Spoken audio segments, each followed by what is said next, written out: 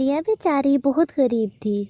उसका एक बच्चा था। उस चिड़िया का पति मर चुका था और वो अपने बच्चे को अकेले ही पाल रही थी। अपना घर चलाने के लिए वो मंडी में फलों का ठेला लगा लेती है। वो बहुत ताज़ा और अच्छा फल बेचा करती थी।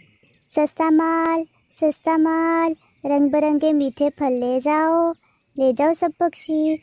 चिड़िया, ये सेब कितने में लगाए हैं? 50 रुपए किलो। और अंगूर? 100 रुपए किलो। और अमरूद? कव्वी जी, अमरूद 20 रुपए किलो हैं।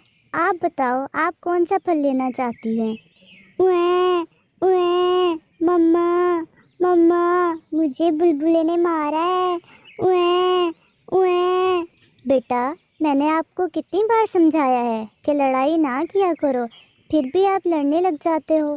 कल से मैं आपको खेलने के लिए नहीं जाने दूंगी। अगर ज़्यादा चोट लग गई तो मैं क्या करूंगी?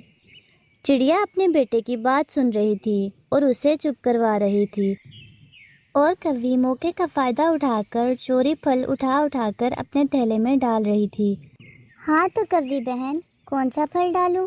माफ़ करना, बच्चे को चुप करवाने में थोड़ी देर लग गई। चिड़िया, तुम तो बहुत महंगे फ्रूट बेच रही हो। मेरे पास तो इतने पैसे नहीं हैं। फल खाने का तो ज़माना ही नहीं रहा।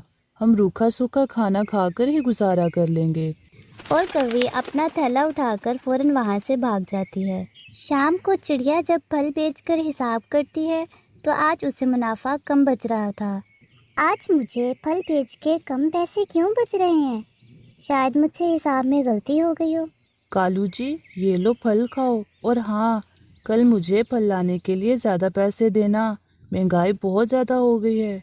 जी कवि जी, कल से ज़्यादा पैसे लेकर ही जाना, लेकिन फल ऐसा ही ताज़ा ताज़ा होना चाहिए।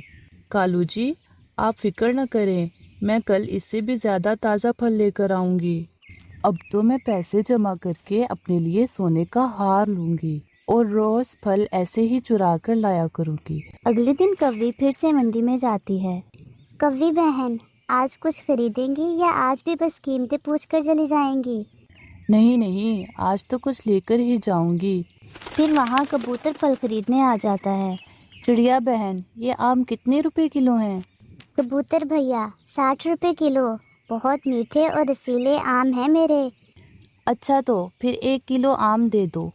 चिड़िया कबूतर को आम दे रही थी कि कव्वी चुपके से फल अपने थैले में डाल लेती है। कव्वी जी, जल्दी बताएं, आपको कौन सा फल खरीदना है? चिड़िया, मैंने फिर से अपना इरादा बदल लिया है। इतना महंगा फल लेने से बेहतर है कि हम ना ही खाएं। और फिर कव्वी जल्दी से वहाँ से उड़ जाती है। बड़ी अजीब है ये कव्वी भी, आती रोज़ है और खाली पंखी वापस चली जाती है। शाम को हिसाब करने पर चिड़िया के पैसे फिर से कम पड़ रहे थे। ये क्या हो गया है? कल भी मेरे पैसे कम पड़ रहे थे और आज भी। फिर चिड़िया के विचार में कव्वी आती है। मुझे लगता है ये कव्वी मुझे हर रोज़ चूना लगा कर जाती है, इसलिए मेरे पैसे कम पड़ते हैं। मैं कल इस कव्वी पर गौर करूँगी और उसके लिए मुझे चील की मदद लेना होगी। अगली सुबह चिड़िया जल्दी ही मंडी चली जाती है और चील को, जिसका ठेला भी चिड़िया के साथ था, सारी बात बताती है। चिड़िया, तुम बहुत सीधी और मासूम हो। वो कवि तो बहुत शैतान है, लेकिन आज आ लेने दो तुम इस कवि को, फिर देखना क्या हाल करती हूँ मैं इस कवि का। अगला पिछला हिसाब चुकता करके ही भेजूंगी मैं उसे। फिर आहिस्ता आहिस्ता मंडी में ग्राहक आना शुरू हो जाते हैं और थोड़ी देर बाद कव्वी भी अपना थैला उठाकर वहाँ चली आती है और चिड़िया के ठेले के पास आकर खड़ी हो जाती है। चील की नज़र भी कव्वी पर ही थी। हाँ, फिर चिड़िया, फल कुछ सस्ता हुआ कि नहीं? कव्वी जी, आज तो मैंने आपके लिए फल बहुत ही ज़्यादा सस्ता कर दिया है। फिर वहाँ तोता आ जाता है। चिड़िया बहन, मुझे जल्दी से 1 किलो अमरूद दे दो, मेरे घर मेहमान आ रहे हैं। चिड़िया तोते को अमरूद देने लग जाती है और फिर कव्वी अपने थैले में फल डालना शुरू करती है और अपना थैला फलों से भर लेती है। चिड़िया, अगर आज फल सस्ता है तो ज़रा मैं अपने घर से पैसे ले आऊँ। कव्वी जैसे ही मुड़ती है, पीछे चील खड़ी होती है। रुको ज़रा, ये थैला तो चेक करवाती जाओ। चील कव्वी का थैला फाड़ देती है, जिसमें से ताज़ा ताज़ा फल नीचे गिर जाते हैं। चील पहले तो कव्वी की खूब पिटाई करती है और फिर कहती है, बुलाओ जरा इसके पति को, इसके करतूत तो देखे।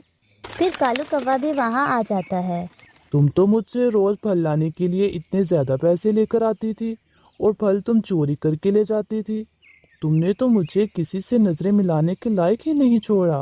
कालू जी, मैं पैसे जोड़कर अपने लिए सोने का हार लेना चाहती थी। हार तो अब मैं तुम्हें पहनाकर भेजूंगी, वो भी हीरो का। ऐसा कहकर चील कौवे को और ज़्यादा मारती है और कौवे को उसकी चोरी की सज़ा मिल जाती है। इस कहानी से हमें ये सीख मिलती है कि झूठ और लालच दोनों से बचना चाहिए, क्योंकि उनका अंजाम बहुत बुरा होता है। अगर आपको मेरी वीडियो अच्छी लगी हो तो लाइक और सब्सक्राइब ज़रूर करें।